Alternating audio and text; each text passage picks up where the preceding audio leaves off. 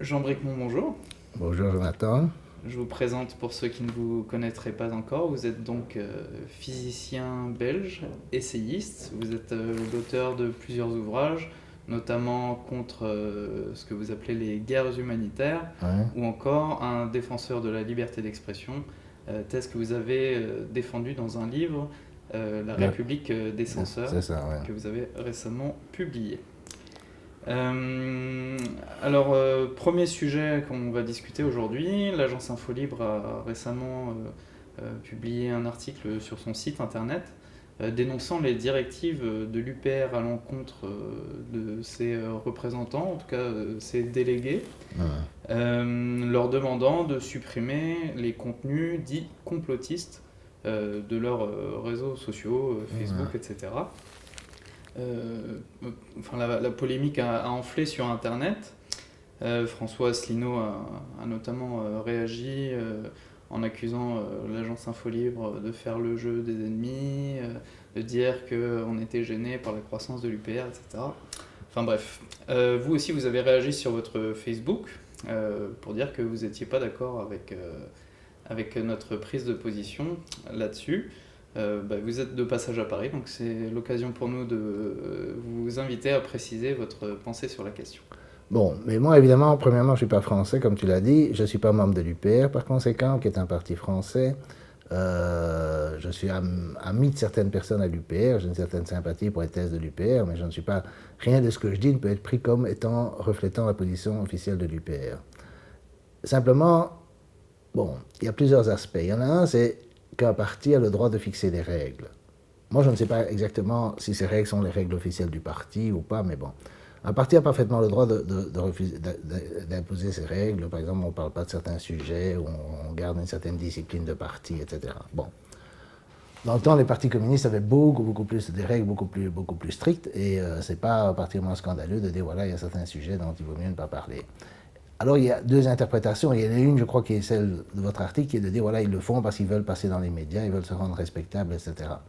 Mais une autre interprétation, qui est celle d'un article de 2013 sur le site de l'UPR que j'ai aussi relayé, et qui dit nous ne voulons pas rentrer dans des sujets secondaires. Nous sommes un parti qui sommes pour la sortie de l'Union européenne, de l'euro et de l'OTAN, et puis après on se disputera sur le reste, on discutera du reste, mais pour l'instant c'est notre tâche et donc on va rassembler tout le monde. Si on commence à discuter de ça, ou d'OGM, ou du nucléaire, ou de ci, ou de ça, des énergies alternatives, ou je ne sais pas, ou du mariage pour tous, etc., on va s'engueuler sans arrêt sur des sujets qui ne sont pas le sujet dont on parle. Et donc, je trouve ça assez logique de leur point de vue. Je trouve même qu'ils ne sont pas assez cohérents parce qu'ils prennent quand même position sur des sujets sociétaux, il faut mieux de ne pas le faire, mais de mettre tous ces sujets hors du sujet du débat de l'UPR. Alors, dans quelle mesure est-ce qu'ils ont il est sage d'imposer à leurs militants de ne pas parler de ça, même sur Facebook ou je ne sais pas quoi ou pas, ça c'est leur affaire, je ne peux pas décider à leur place. Mais la position que je partage avec eux, c'est que toutes ces questions dites de complot, j'ai bien dit de complot, doivent être laissées un peu comme la religion en dehors de la politique. C'est-à-dire que moi j'ai toujours pas vu de ligne politique qui émergeait des complotistes. Par exemple, des gens qui disent que les Américains vont marcher sur la Lune, je ne sais toujours pas quelles conséquences politiques ça a.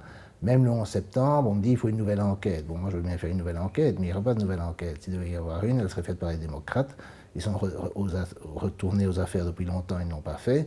Et même s'ils la faisaient, ils arriveraient aux mêmes conclusions et on ne serait encore pas satisfait. Donc moi, d'une certaine façon, j'ai rien contre le fait que les gens passent leur temps à dire voilà, démolition contrôlée, etc. Moi, je ne partage pas ce point de vue. Personnellement, mon analyse politique se base toujours sur des documents officiels éventuellement obtenus par des moyens indirects. Les papiers du Pentagone, les mémos de Downing Street, qui sont des mémos qui établissent sans aucun doute qu'il y avait une conspiration de façon à entraîner l'Irak dans la guerre déjà en 2002, donc avant 2003, ce n'est pas l'Irak qui a refusé ci et ça, c'était une volonté explicite d'utiliser les inspecteurs, d'utiliser la menace pour forcer l'Irak à refuser et essayer de la rendre la plus humiliante possible de façon à ce qu'il refuse et avoir un casus belli. Donc c'est une conspiration contre la paix et contre le droit international. Il y a tous les trucs de Wikileaks. Par exemple, il y a des documents de Wikileaks qui remontent à 2006 et qui montrent que déjà à ce moment-là, bien avant les événements qu'on accuse Assad en Syrie, il y avait une volonté de déstabiliser de la part des Américains, de jouer sur les tensions entre sunnites et chiites, etc., de façon à déstabiliser la Syrie. Tout ça sont des documents, si on veut, obtenus de façon indirecte, mais qui sont, que j'appelle, officiels. D'accord ? Il y a les révélations de Snowden, etc. Donc on a, si on veut, dans ces documents, de quoi les faire pendre tous les dirigeants américains, leurs complices ici, etc., 10 fois si on veut. Mais évidemment, on n'a pas le rapport de force pour le faire. Mais on n'a pas réellement besoin de spéculation, c'est-à-dire des choses qui ne sont pas basées sur des documents officiels. Moi, j'aime bien me baser sur des documents officiels. Et dans l'interview que Asselineau vous a donnée à propos de l'Ukraine, où on parle de complot, il parle de déclarations de Victoria Nuland, qu'on a interceptées peut-être, mais qui sont des vraies déclarations, du style « fuck the EU », que l'Union européenne a dû se faire foutre, pour être poli, et qu'il fallait mettre tel type au pouvoir en Ukraine, et qu'il avait dépensé des millions de dollars pour faire avancer la démocratie en Ukraine, donc instaurer un régime pro-américain. Je veux dire, tout ça, ce sont des documents absolument officiels. Et c'est important pour moi de distinguer entre les documents officiels venant du gouvernement américain ou de leurs alliés et prouvant sans aucun doute qu'ils font telle ou telle chose, et alors les spéculations éventuellement sur leurs intérêts, est-ce qu'ils font ça pour Israël, est-ce qu'ils font ça pour le pétrole, etc. Bon, ça, on peut discuter des motivations, mais on a aussi parfois des documents concernant leurs motivations. Et alors, puis alors, il y a ce que j'appelle les conspirations, c'est-à-dire les croyances qu'il y a, je ne sais pas, que les Américains n'ont pas été sur la Lune, que conspiration soit en septembre, etc. Que moi je laisse ça de côté parce que je n'ai pas de ce que j'appellerais des preuves, comme j'en ai pour toutes sortes d'interventions. Mais je trouve qu'un livre que j'ai lu il y a très longtemps et que je trouve très instructif, enfin, 2 livres, c'est un livre de Philippe Edgy qui s'appelle « Journal d'un agent de la CIA », qui était un agent de la CIA, qui raconte ce qu'il a fait. Je pense que le témoignage est fiable, il y a des documents, et puis il a balancé des tas de documents sur l'action de la CIA. Et là, on a une appréciation réaliste de ce qu'ils font. Ils font toutes sortes de coups tordus, mais on n'est pas obligé non plus de penser qu'ils n'ont pas été sur la Lune, quoi. Je veux dire, on a une appréciation réaliste. Il y a un autre livre qui n'est pas traduit en français du même Philippe Edgy, qui s'appelle « On the Run », qui est très intéressant parce que ça montre toutes ces pérégrinations en Europe où il était chassé d'un pays après l'autre parce qu'on voulait faire plaisir aux Américains. C'est assez intéressant, y compris de la France et de la Belgique. Et donc, il a dû échapper un peu à tout le monde. Et alors, évidemment, il y a aussi les guerres scélérates de William Bloom, qui est le résultat d'un travail de William Bloom de plusieurs années, qui documente tous les coups d'État, toutes les subversions, etc. Je veux dire, Mossadegh a été renversé par un truc fomenté par la CIA, Arbenz au Guatemala l'a été, ils ont essayé de se débarrasser d'Allende, ils ont soutenu un coup d'État contre Chavez, etc. Tout ça, ce sont des trucs qui sont absolument bien documentés. Et on n'a pas besoin après de spéculer, on a les documents. S'il y avait une justice dans le monde, il y aurait des documents, ils seraient condamnés, mais il n'y a pas de justice. Alors, une autre partie de cette polémique portait sur ce que l'UPR qualifie de polémique inutile,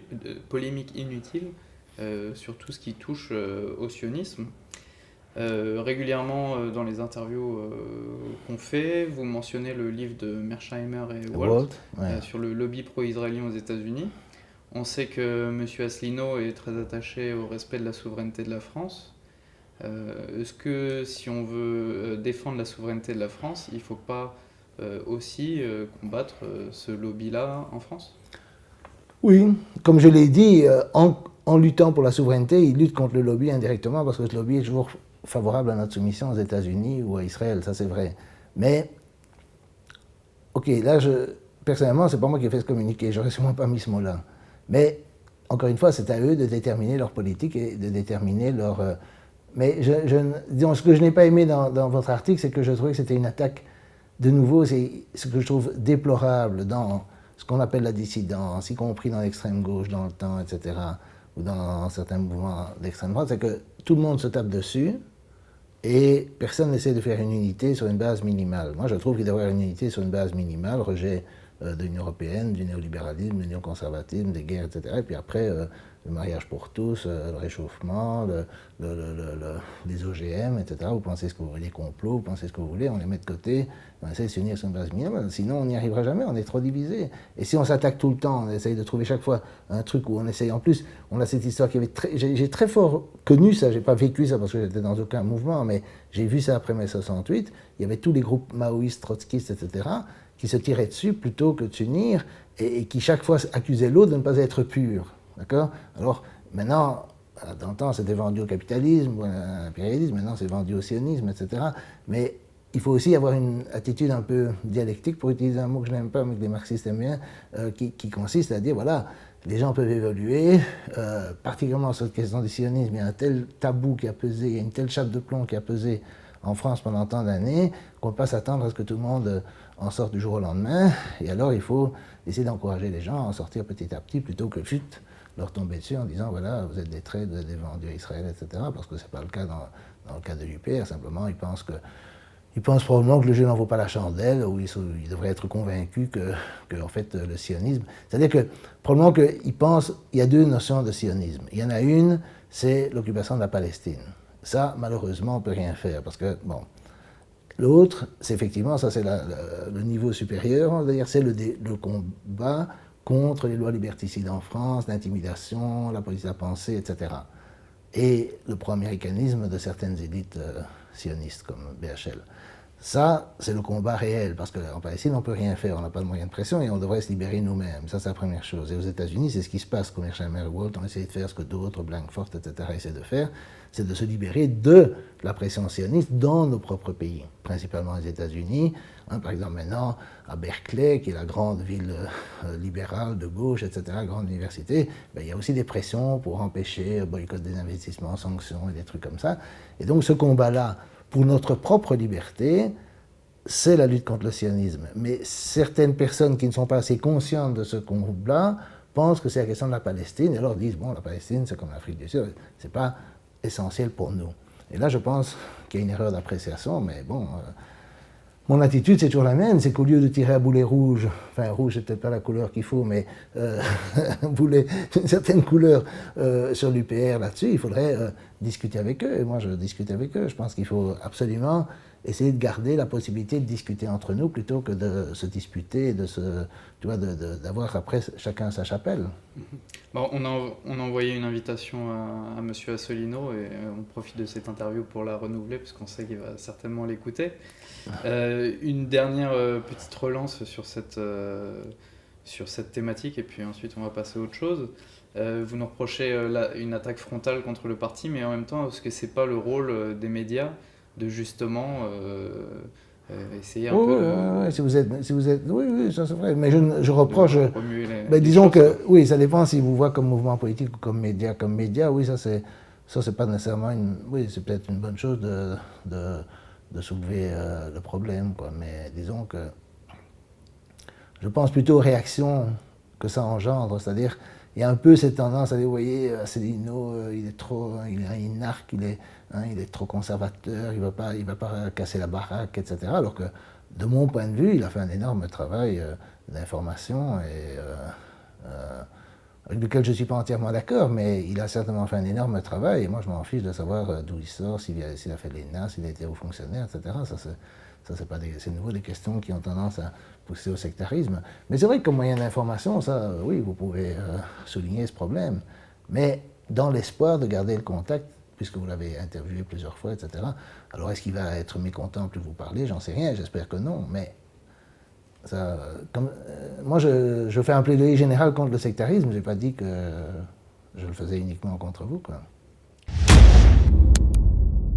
Le connard, là, le BHL. J'espère que c'est pas pour lui que vous faites le travail.